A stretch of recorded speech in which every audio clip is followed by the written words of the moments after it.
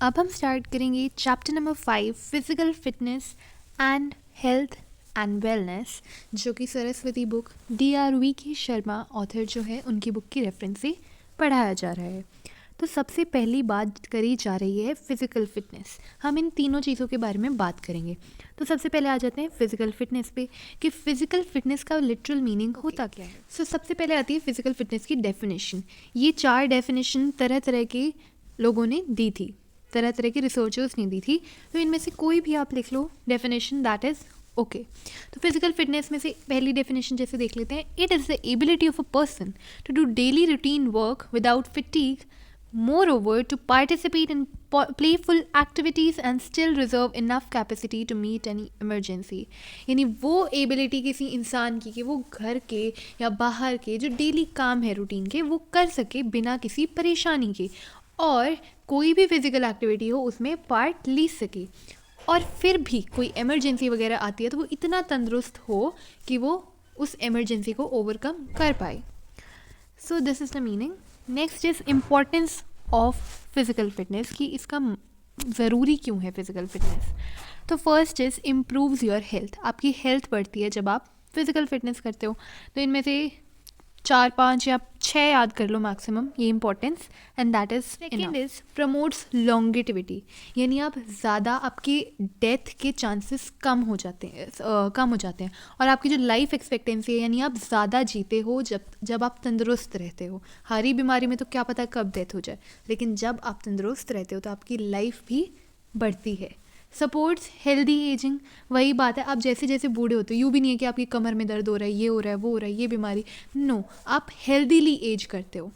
Fourth is improves physical performance. अब आप कोई भी चीज़ कर रहे हो उसमें जो चीज़, मान लो आप 40 ईयर्स के हो गए और आप अभी भी हेल्दी हो, तो आप उस टास्क को एफिशिएंटली कर पाओगे। लेकिन दूसरे जो 40 ईयर्स के हैं जिन्होंने अपनी हेल्थ पे इतना ध्यान नहीं दिया, वो उतना एफिशिएंटली, उतना अच्छे से उस चीज़ को नहीं कर पाएंगे। Fifth is improves mental ability, यानी हमारे मन की शांति, हमारे दिमाग की शांति भी होती है इससे। Sixth is helps in managing stress, यानी किसी भी चीज़ को आपको लेके परेशानी हो रही है तो आप उस चीज़ को ओवरकम अच्छे से कर पाओगे, क्योंकि आप मेंटली और फिजिकली दोनों तरीके से फिट हो, आप शांत हो, आपने प्रैक्टिस कर रखा है कैसे शांत रहते हैं, तो आप दूसरों से ज़्यादा अच्छे वे में अपने स्ट्रेस को मैनेज कर पाओगे। Seventh helps in improving posture और अपीयरेंस। अगर आप फिट रहोगे तो जैसे मोटे लोग होते हैं उनको इनसिक्योरिटी क्यों होती है, क्योंकि लोग उसको प्रेफर नहीं करते हैं ना ज़्यादा, तो इसीलिए अपने पोस्चर और अपीयरेंस को अच्छा रखता है। और पोस्चर यानी बैक पेन वगैरह कुछ नहीं होएगा तो फिर आपका पोस्चर भी तो अच्छा रहता है। Eighth is helps in remaining active and agile. अब आप कोई भी फिजिकल एक्टिविटी करोगे तो एक्टिव तो आप रहेंगे, आप तंदुरुस्त रहेंगे, एक्टिव रहेंगे। Ninth is helps in reducing the risk of injuries, यानी इंजरीज आपको कम होती है। मतलब कोई अगर हो भी गई इंजरी तो आप फिजिकली फिट हो तो आप उस चीज़ को अच्छे से जल्दी से ओवरकम भी कर लोगे। Tenth is helps in improving mood. अब अगर हम फिट नहीं है, मेंटली भी नहीं है, फिजिकली भी नहीं है, तो हम लोगों का ऐसा सा ही मूड रहता है हमेशा। लेकिन जब हमारी पूरा सोल फिट है, पूरा माइंड हमने अच्छे से रख रखा है, बॉडी पूरी सही है, तो हमारा मूड भी इंस्टेंटली क्या होता है, सही हो जाता है, इम्प्रूव होता है एक्चुअली। इम्प्रूव स्लीपिंग हैबिट्स, यानी आपकी सोने की आदतें जो भी है वो भी अच्छी होती है। कोई कैसे पोस्चर में सोता है, कोई कैसे में सोता है, तो वो भी इम्प्रूव होता है। Twelfth helps to remain energetic, यानी हमेशा आप एक्टिव रहोगे, वही बात आ गई। तो इनमें से learn any 6, that is enough. Next is meaning of wellness. तो 3 चीज़ें थी, फिजिकल फिटनेस, वेलनेस और हेल्थ। तो अब वेलनेस का मतलब क्या होता है, तो ये सारी डेफिनेशंस तरह तरह की दे रखी है, तो आप इसमें से किसी को भी लर्न कर सकते हैं। So wellness can be defined as the pursuit of a healthy and balanced life style, यानी आपकी बॉडी, आपकी लाइफ स्टाइल, जो आपका जीने का तरीका है, जब वो बैलेंस्ड हो, यानी कभी वो बुरे फेस भी आ रहे हैं तो अच्छे भी आ रहे हैं, मतलब बिल्कुल बैलेंस करके चल रहे हो आप हर चीज़ को, किसी भी फेस को ज़्यादा उससे नहीं ले रहे हो, ज़्यादा ओवरवेलम ना हो रहे हो, और आप एक हेल्दी लाइफ जी रहे हो, तो that is wellness. Next comes importance of wellness, यानी वेलनेस ज़रूरी क्यों है। इनमें से भी we have to learn only 6। First is improves the quality of life, यानी आपके जीने का जो तरीका है, ढंग है, आपकी क्वालिटी अच्छी हो जाएगी, इंस्टेंटली अच्छी हो जाएगी जब आप फिज़िकल एक्टिविटीज़ करना शुरू कर देंगे। तो फिज़िकल एक्टिविटीज़ के करने से ये तीनों चीज़ें बढ़ती हैं, physical fitness, physical fitness, health और wellness. Second is promotes health, यानी आपकी हेल्थ भी अब आप ज़्यादा तंदुरुस्त रहेंगे। Third, makes an active member of the society, यानी लोग आपको अप्रिशिएट भी करेंगे। इवन देखा हो तो जो लोग बिल्कुल फिट रहते हैं, इवन अपने 50s में फिट होते हैं, उनको बहुत ज़्यादा अप्रिशिएट किया जाता है। तो आपको सोसाइटी में भी अप्रिशिएट किया जाएगा उस बात के लिए जब आप मेंटली फिजिकली फिट रहेंगे।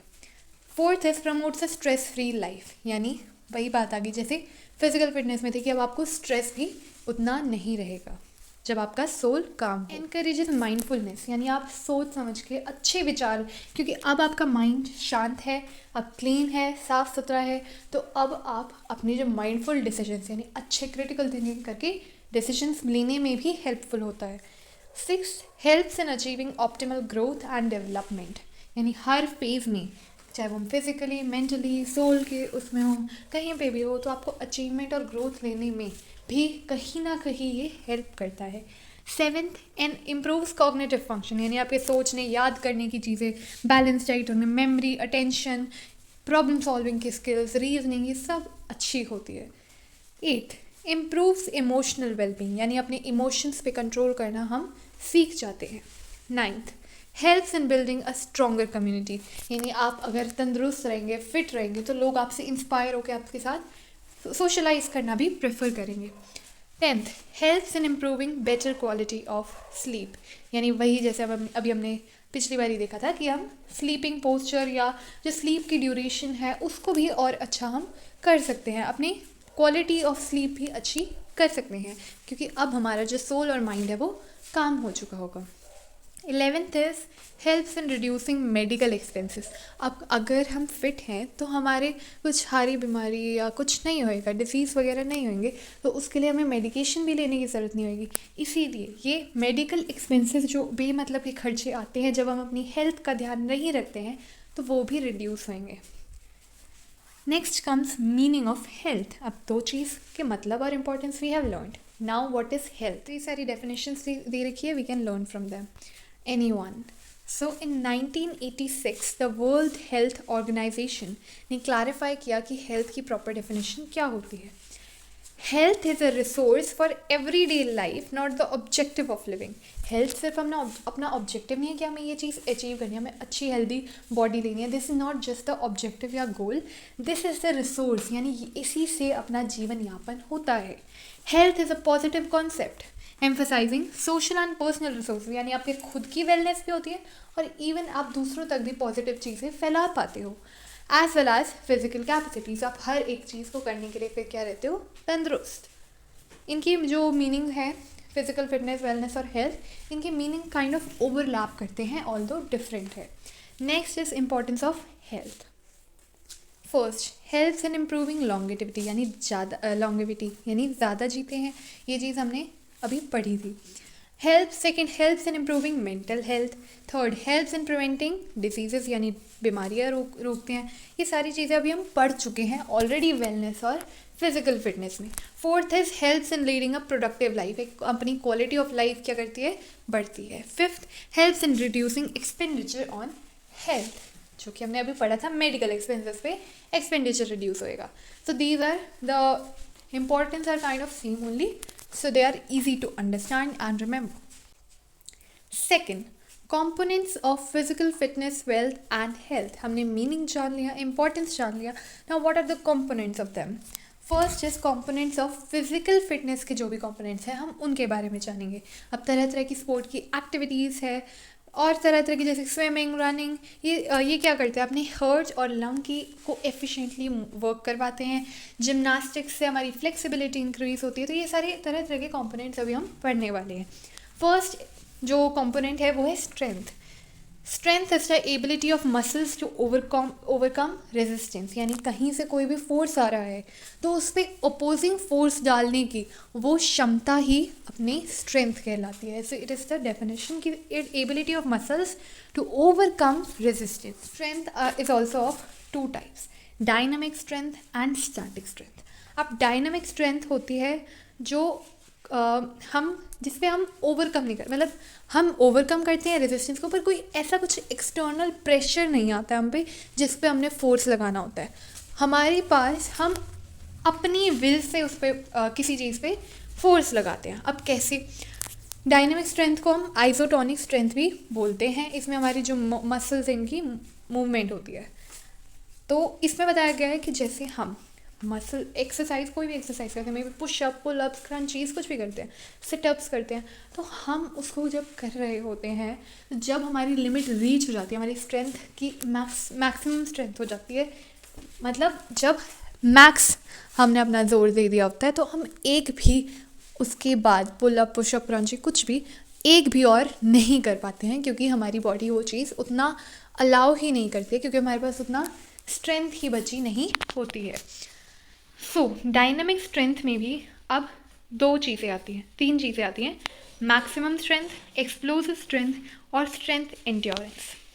तो स्ट्रेंथ तो कंपोनेंट था फिजिकल फिटनेस का. अब स्ट्रेंथ के दो टाइप हैं और एक टाइप के अंदर ये तीन टाइप्स हैं. डायनामिक स्ट्रेंथ, अब इसके अंदर आता है पहले मैक्सिमम स्ट्रेंथ, यानी वो एबिलिटी जो हम एक बार में हम फोर्स लगा के किसी चीज़ को करते हैं, जो बिल्कुल एक बार में हमें एकदम से फोर्स लगाने, एकदम से स्ट्रेंथ लगानी है अपनी, एंड दैट इज़ डन. जैसे कि मैक्सिमम स्ट्रेंथ जो हमें शॉर्ट पीरियड के लिए यानी एकदम से लगानी होती है, जैसे कि लॉन्ग जंप ले रहे हैं हम, तो एकदम से हमें प्रेशर लगाना है अपने लेग्स पे और वो एकदम से ख़त्म हो जाएगी. जैसे कि जैवलिन थ्रो या फिर हैमर थ्रो, इनमें हमें एक बार में सब कुछ करना होता है, weight lifting. Next is explosive strength. Explosive strength में ये जो कीवर्ड आपको हाईलाइट करना होगा, दैट इज़ हाई स्पीड, यानी हम रेजिस्टेंस को ओवरकम करते हैं अपनी हाई स्पीड के कारण. स्पीड हमारी तेज़ होनी चाहिए. इसके अंदर हम स्ट्रेंथ भी लगा रहे हैं विद हाई स्पीड. जैसे कि हैमर थ्रो, हैमर थ्रो भी हम एकदम से कर रहे हैं, बट एकदम से हमें स्पीड भी उतनी ही तेज़ चाहिए. जैसे javelin throw, weight lifting, high jump, इन सब में चाहिए होता है. थर्ड इज स्ट्रेंथ एंड्योरेंस, यानी स्ट्रेंथ को झेलने की क्षमता, दैट इज़ स्ट्रेंथ एंड्योरेंस, यानी काफ़ी लंबे टाइम के लिए आप इस चीज़ को झेलते हो. फिर जैसे कि लॉन्ग डिस्टेंस, लंबी लंबी रेसेस रखते हैं लोग, तो रेस में आपको एक कॉन्टीन्यूस स्पेस, कॉन्टीन्यूस स्ट्रेंथ बना के रखनी पड़ती है till you reach the end. जैसे कि स्विमिंग में जैसे जितनी स्ट्रेंथ से शुरू हुए हैं वही हमें एट द एंड बना के रखनी पड़ती है. सेकेंड इज स्टैटिक स्ट्रेंथ, यानी ये इसको हम आइसोमेट्रिक स्ट्रेंथ भी बोलते हैं, और इसका जो कीवर्ड है वो है एक्ट अगेंस्ट. ओवरकम पिछले वाले में था, बट इसमें जो डेफिनेशन है वो है एक्ट अगेंस्ट रेजिस्टेंस, यानी हम रेजिस्टेंस की दूसरी तरफ से फोर्स करते हैं. जैसे कि हम वेट लिफ्टिंग कर रहे हैं, तो डंबल हमारे ऊपर से प्रेशर देता है और हम डंबल को नीचे से ऊपर उठाने के लिए प्रेशर दे रहे हैं, तो हम दूसरी ऑपोजिट डायरेक्शन से फोर्स लगा रहे हैं. क्लॉ फाइट यानी पंजे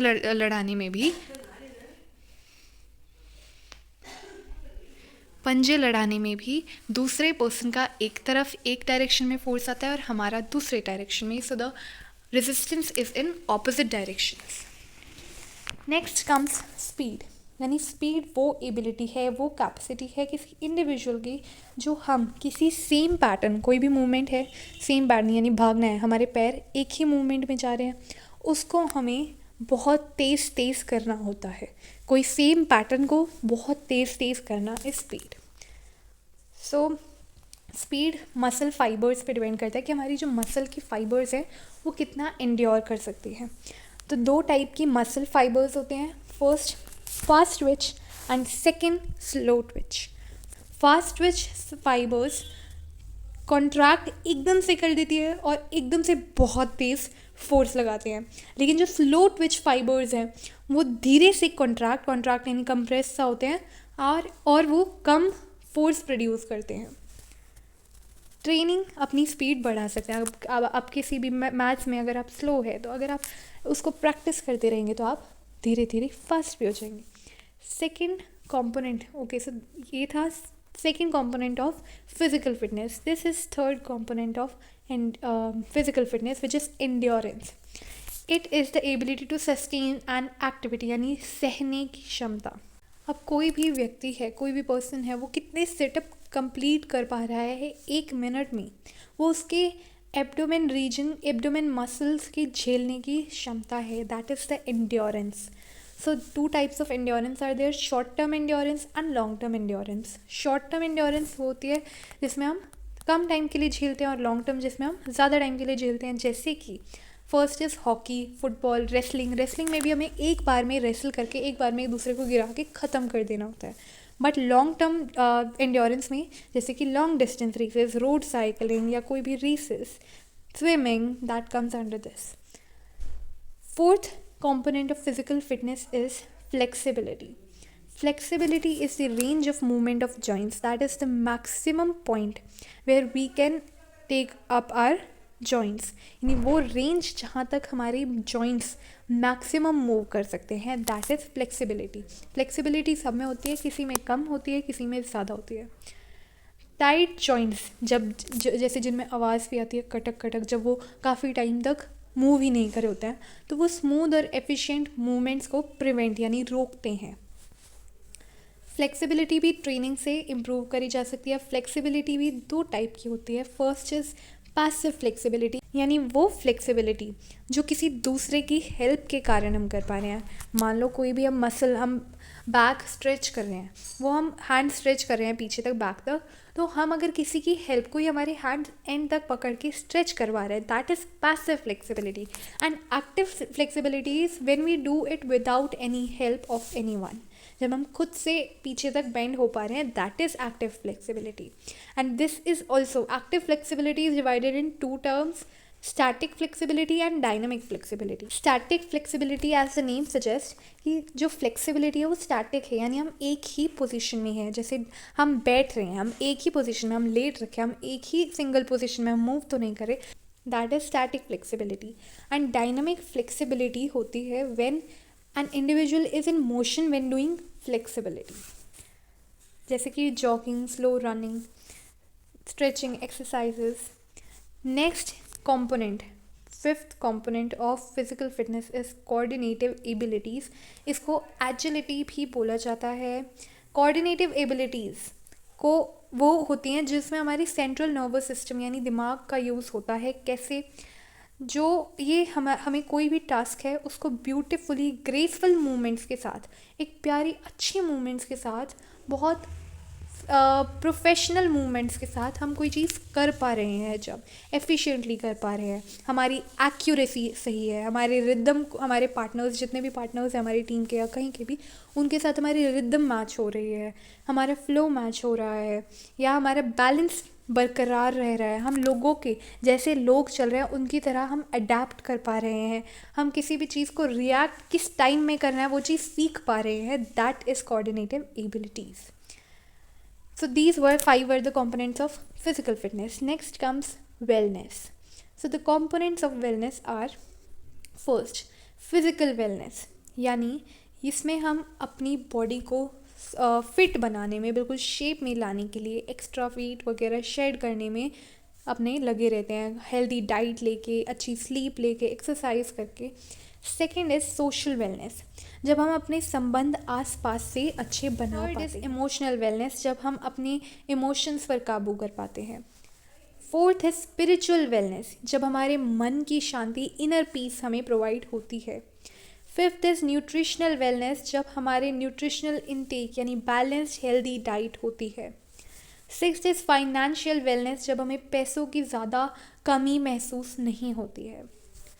सेवेंथ इज़ इंटेलेक्चुअल वेलनेस, जब हम अच्छे डिसीजंस ले पा रहे हैं, अच्छे से सोच पा रहे हैं, लॉजिकल रीजनिंग कर पा रहे हैं, हर चीज़ को अच्छे अपने आइडियाज़ वगैरह प्रोवाइड कर पा रहे हैं. एट्थ इज़ इन्वायरमेंटल वेलनेस, जब हम इन्वायरमेंट को कम से कम हानि पहुंचा रहे हैं. Those were the components of wellness. Now comes components of health. First component is physical health, यानी अपनी हेल्दी बॉडी रखना, अपनी बॉडी पे ध्यान देना. नेक्स्ट ये हम कैसे कर सकते हैं? न्यूट्रिशन डाइट लेके, ब्रेकफास्ट लंच कुछ स्किप ना करके, ज़्यादा खाना ना खा के, सही अमाउंट का पानी लेके और एक्सरसाइजेस करके, मेडिकल चेकअप्स रेगुलर करके, अच्छी स्लीप लेके और जो भी ये जो एडिक्टिव सब्सटेंसेस हैं इनको अवॉइड करके। मेंटल हेल्थ यानी हमारे दिमाग की शांति जब होती है, इसको हम स्ट्रेस और टेंशन को अवॉइड करके रियलिस्टिक गोल्स बना के, ओपन माइंडेड रह के, हर चीज़ को पॉजिटिव एस्पेक्ट से सोच के हम अपनी लाइफ को, मेंटल हेल्थ को बढ़ा सकते हैं। थर्ड इज़ सोशल हेल्थ, जब हम लोगों से और ज़्यादा इंटरेक्ट कर पाते हैं, हम दूसरों के तरीके, दूसरों के ढंग को एक्सेप्ट करने के लिए रेडी हो पाते हैं, जब हम अपनी इमेज अच्छी बना पाते हैं लोगों के सामने और हम लोगों से बातचीत करने में सफल रहते हैं। फोर्थ इज़ इमोशनल हेल्थ, यानी जब हम अपनी ही स्ट्रेंथ को, अपनी वीकनेस को जान पाते हैं, उन्हें सुधार पाते हैं और किस जो भी स्ट्रेस, टेंशन, एंजाइटी कुछ भी है उसको अपने तरीके से हैंडल कर पाते हैं और इवन अगर ज़्यादा हमें परेशान कर रहा हो तो हम हेल्प ले सकते हैं। फिफ्थ इज़ स्पिरिचुअल हेल्थ, यानी हमारे मन की शांति, हमारे सोल की, जो कि स्पिरिचुअल हेल्थ हम योगा से सही कर सकते हैं। सिक्स्थ इज़ फाइनेंशियल हेल्थ, यानी जब हम अपने बजट के अकॉर्डिंग चीज़ें एक्सपेंडिचर करते हैं, हमारी सेविंग प्लान्स बढ़िया जाते हैं, जब हम अपनी इन्वेस्टमेंट जो है उसको देख पाते हैं कहाँ ज़्यादा खर्चा हो पा रहा है, कहाँ नहीं, और कहाँ अच्छे से हमें स्पेंड करना, किस चीज़ की प्रायोरिटी हमें ज़्यादा ज़रूरत है और जितना हम कमा रहे हैं उससे हम कम स्पेंड कर रहे हैं, ये चीज़ इंश्योर हो जाती है तो फाइनेंशियल हेल्थ भी हो जाती है। Next is components of health related fitness. So it includes first flexibility होगी तो हमारी हेल्थ रिलेटेड जो फिटनेस होगी वो भी सही रहेगी। बॉडी कॉम्पोजिशन, यानी हमारी बॉडी पूरी फिट हो, मस्कुलर स्ट्रेंथ हो हमारे अंदर, हम किसी भी चीज़ को आसानी से एंड्योर कर पाए, हम हमारे अंदर किसी चीज़ को पावर और स्पीड हो किसी चीज़ को करने की, या कोऑर्डिनेटिव एबिलिटीज़ हो, हम लोगों के साथ कोऑर्डिनेट कर पाए, किसी अपनी एक्यूरेसी को हम बढ़ा पाएँ, हमारे रिदम लोगों के साथ मैच कर पाएँ, हम अडेप्ट कर पाए चीज़ों के साथ, इवन कार्डियो वैस्कुलर एंड्योरेंस को बढ़ा पाए। कार्डियो यानी जो हार्ट से रिलेटेड हो, हार्ट, लंग्स, इनसे, ठीक है, मतलब अभी के टाइम पे लंग्स भी इंक्लूडेड है, लंग्स, ब्लड वेसल्स, तो इन सब को हम कार्डियोवैस्कुलर एंड्योरेंस बोलते हैं। तो इसके अंदर जैसे कि आप वॉक पे जा रहे हो, आप जॉगिंग कर रहे हो, ऐसे आपके जो हार्ट रेट है वो अच्छा रहेगा अगर आप फिज़िकल फिटनेस भी करेंगे तो। ऐसे जो है ये हेल्थ रिलेटेड कुछ फिटनेस की टेक्निक्स है जिनसे आप हेल्दी रह पाएंगे। नेक्स्ट कम्स स्किल्स और performance related components of fitness. तो इसके अंदर देख लेते हैं एक बार क्या आता है। फर्स्ट इज स्पीड, जो भी हमने पढ़ा। सेकेंड इज पावर, यानी किसी चीज़ को करने की क्षमता, high speed. Third is agility, यानी कोऑर्डिनेटिव एबिलिटीज़ का ही जो दूसरा नाम था। कोऑर्डिनेशन बनाना, लोगों के साथ बैलेंस कर पाना, रिएक्शन टाइम अपना इम्प्रूव करना, वही सेम चीज़ आ गई है, उससे हम कोई भी स्किल्स या परफॉर्मेंस अपनी इम्प्रूव कर सकते हैं।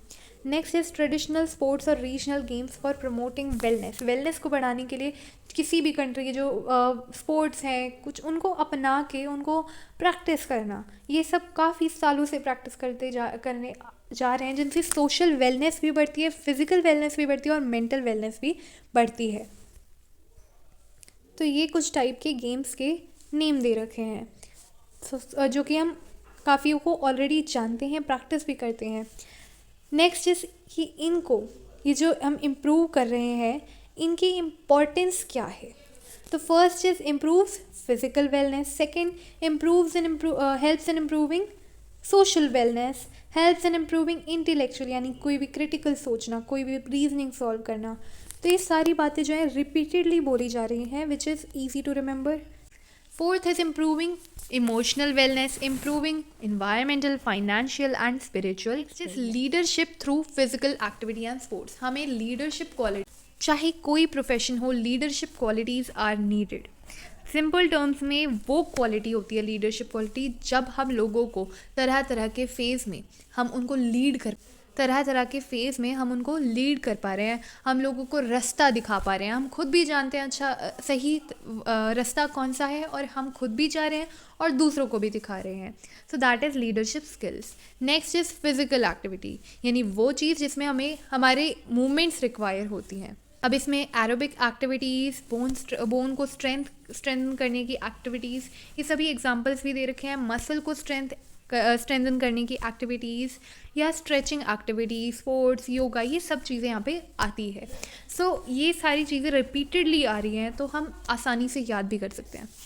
Next is qualities of a leader. क्या होती है? लीडर एनर्जेटिक होता है, उसमें एनर्जी होती है कि वो दूसरों को भी एनर्जाइज कर पाए। फ्रेंडली होता है, सब हर एक के साथ वो मिलजुल सकता है। अफेक्शन, अपनी टीम के लिए उसको बहुत ज़्यादा प्यार भी होता है। वो हर एक डिसीजन वाइसली ले पाता है। टेक्निकली वो स्किल जो भी चीज़ कर रहा है, अब किसी भी चीज़ में हमारा लीडरशिप बन रहा है, मे बी क्लास का मॉनिटर है, माइंड कर रहा है, मतलब वो अपनी माइंडनेस में, मतलब वो अपने आप को बहुत अच्छे से माइंड कर पा रहा है कि अब हमें माइंड इंटेलिजेंट होता है, उसे पता होता है कौन सी जो कॉम्प्लेक्स प्रॉब्लम्स आएंगी उनको कैसे सॉल्व करना है। उसके समझाने का तरीका, अब लीडर है तो अपने ग्रुप मेंबर्स को समझाने का तरीका बहुत अच्छा होता है। क्रिएटिव होता है, नए नए आइडियाज़, नए नए तरीके हर एक चीज़ को बीट करने के लिए वो ला पाता है। अपनी रिसर्च में वो सबसे ज़्यादा इंटरेस्टेड होता है। उसकी हेल्थ अच्छी होनी चाहिए। उसकी डेडिकेशन और डिटर्मिनेशन उसके टास्क को लेके सबसे ज़्यादा एफिशिएंट होती है। Next is high motor capacity, यानी उसकी जो फ्लेक्सिबिलिटी, स्ट्रेंथ, एंड्योरेंस, ये जितनी भी हमने कोऑर्डिनेटिव एबिलिटीज़ ये पढ़ी थी उसकी हाई हाई होती हैं, मतलब बहुत अच्छी होती हैं। वो लोगों को रिस्पेक्ट करना जानता हो, वो लोगों के साथ सोशलाइज कर पाता हो, वो अच्छे डिसीजन, जो भाई हमने पढ़ा, डिसीजन अच्छे ले पाता हो, वो लॉयल हो अपनी टीम को देख के। यूँ नहीं कि कोई और जीत रही है तो वो किसी और में शिफ्ट हो जाए, तो वो लॉयल्टी और लोगों को सीख भी देता हो, लोगों को भी, अपने टीम मेंबर्स को भी सीख देता हो, और वो बातचीत करने में अच्छा। Creating leaders through physical education. अब जब कोई भी गेम प्ले करते हैं, कुछ भी करते हैं, तो कोई लीडर होता है, इससे हम लीडर भी डेवलप कर सकते हैं। आप मेन पॉइंट्स जब कि हम फिज़िकल एजुकेशन में लीडर कोई कैसे बना सकते हैं, पहला हम चेक करेंगे कि किसकी जो इस पर्टिकुलर टास्क में स्किल्स बहुत ज़्यादा अच्छी हैं और किसकी नहीं है। फिर हम वो देखेंगे कि कौन वो स्टूडेंट्स हैं जिनके अंदर ये स्किल्स, लीडरशिप स्किल्स है तो, पर हम उनको और ज़्यादा इम्प्रूव कर सकते हैं। थर्ड इज़ कुछ टैक्टिव्स, जिससे हम उनकी, मतलब रोज़ कुछ ना कुछ सिखाना जिससे उनकी लीडरशिप क्वालिटीज़ बढ़े। To offer a range of leadership. अब कोई भी गेम में या कोई भी टास्क में अलग अलग लीडरशिप क्वालिटीज़ बच्चों को देते रहना, ऐसे बच्चों को, और इनको कोर्सेज, ट्रेनिंग प्रोवाइड करना कि हम अच्छे से लीड कैसे कब कर पाते हैं। लोगों को, स्टूडेंट्स को अपॉर्चुनिटीज़ देना कि जो स्किल उन्हें अच्छी लगती है, जो उनके मन की है, वो वाली स्किल वो चूज़ करके इम्प्रूव करें। लीडर्स को रिकग्नाइज़ करना और उनको इवन जो साइकोलॉजिकल, मतलब बच्चे जो हैं उनको साइकोलॉजिकली मोटिवेट करना। नेक्स्ट इस बच्चों को ओलंपिक के बारे में, ओलंपिक्स में क्या क्या चीज़ें होती हैं, कैसे लीड करते हैं, क्या करते हैं, उन सब के बारे में पढ़ाना अच्छे से। To show faith and confidence, बच्चों पे भरोसा करना। ऐसे हम लोगों की, बच्चों की लीडरशिप क्वालिटीज़ को बढ़ा सकते हैं। ये चीज़ हमें समझाई जा रही है। बच्चे अगर प्रोग्रेस कर रहे हैं, अच्छा काम कर रहे हैं, तो उनको रिवॉर्ड भी देना, या फिर उनकी कोई भी इम्प्रूवमेंट हुई है तो उस पर तारीफ़ करना, और उसके बाद, उस इम्प्रूवमेंट के बाद कौन सी अगली इम्प्रूवमेंट उसे करनी है वो चीज़ उसे बताना। कम इंट्रोडक्शन टू फर्स्ट एड, यानी प्राइस। अब ये प्राइस क्या है, वी विल लर्न लेटर। आते हैं इसकी डेफिनेशन पे। वो बोलते हैं इट इज़ एन इमीडिएट, यानी तभी हुआ हो, एंड टेम्पररी केयर, यानी एकदम से जो केयर हम दे रहे हैं, या फिर कुछ समय की केयर जो हम दे रहे हैं। अगर कोई हर्ट हुआ है, कोई इंजर्ड हुआ है, उसको इमीडिएटली हम ठीक करने के लिए जाते हैं उसको, और फिर एक टेम्पररी केयर तभी हमें प्रोवाइड करनी पड़ती है जब तक हम वो हॉस्पिटल नहीं जाता, कहीं नहीं जाता। एक टेम्पररी केयर तो हमें देनी पड़ती है ना। Given to a victim, victim यानी जिसको चोट लगी है, ऑफ एन एक्सीडेंट और sudden illness before the services, यानी किसी फिजिशियन के, किसी डॉक्टर के, असली वाले डॉक्टर के अराइव करने से पहले जो हम इंजर्ड पर्सन को इमीडिएट क्योर प्रोवाइड करते हैं, दैट इज़ फर्स्ट एड। ठीक है।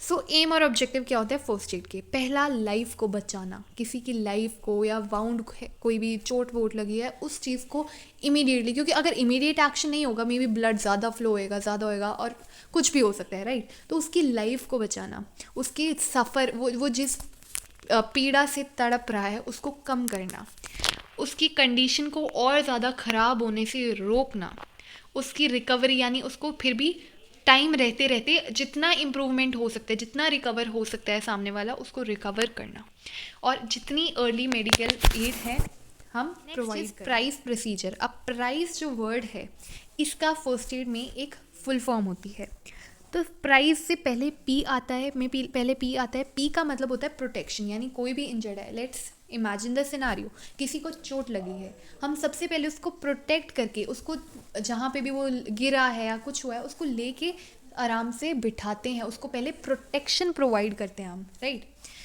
तो सेकेंड इज़ रेस्ट, यानी बिठा के उसे लेटा के जब हम रेस्ट प्रोवाइड करते हैं तो दैट इज़ आर से रेस्ट, ठीक है।